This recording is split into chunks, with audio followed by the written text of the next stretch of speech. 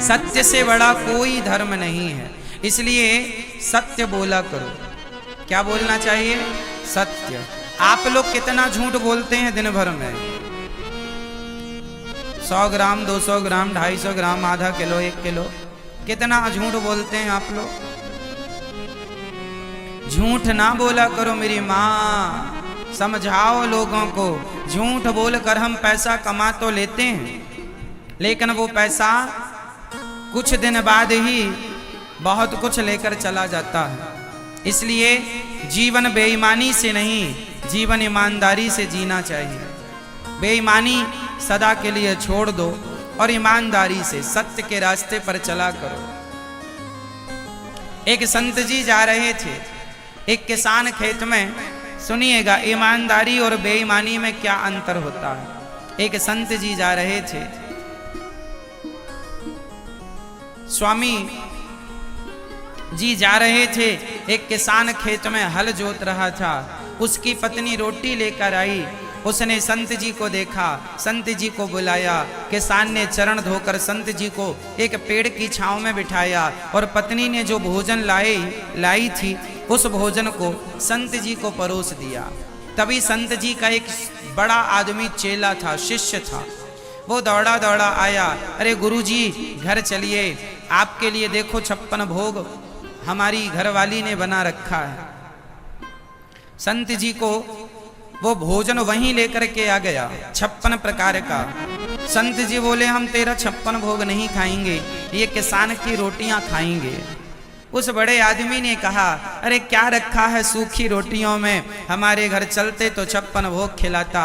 संत जी ने कहा अभी बताता हूँ। संत जी ने उस किसान की एक रोटी अपने हाथ में पकड़ी और वो धनवान जो था उसकी भी एक रोटी या पूड़ी जो भी थी संत जी ने दूसरे हाथ में पकड़ी और दोनों को निचोड़ दिया, दबाया।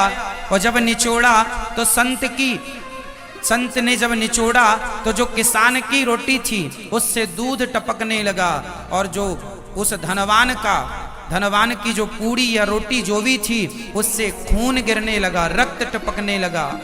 संत जी ने कहा देख ले, ये जो किसान है ये मेहनत करके ईमानदारी से कमाता है तो इसके भोजन में इसका आहार दूध की तरह शुद्ध है, और तू बेईमानी से धन कमाता है, इसलिए तेरे अन्न में भी वो बेईमानी का जो तूने लोगों का खून चूसा है वो खून तेरे भोजन के द्वारा लोगों के अंदर जा रहा है। इसलिए ईमानदारी की रोटियां खाया करो। बेईमानी जब आप किसी का खून चूसते हैं, ठगते हैं, हड़प लेते हैं धन को, तो क्या होता है, वो खून आपके भोजन में मिल जाता है, अर्थात वो बेईमानी आपके भोजन के द्वारा अंदर जाती है। जो आदमी आपका अन्न खाएगा उसकी बुद्धि भ्रष्ट होती चलेगी। इसलिए बच्चों को ईमानदारी की रोटियां खिलाइए। आज लोगों के पास धन बहुत है फिर भी शांति नहीं है। कारण क्या है? कारण यही तो है कि लोग बेईमानी करना नहीं छोड़ रहे हैं। लोगों को पता है कि ये काम गलत है फिर भी कर रहे हैं। उन्हें लग रहा है कुछ प्राप्त हो जाए, धनवान बन जाए, हम धनवान बन जाएं। अरे क्या करोगे इतने धन का? जितना आपकी मेहनत से कमा रहे हो वो बहुत है। बेईमानी के करोड़ों कमा कर करोगे क्या?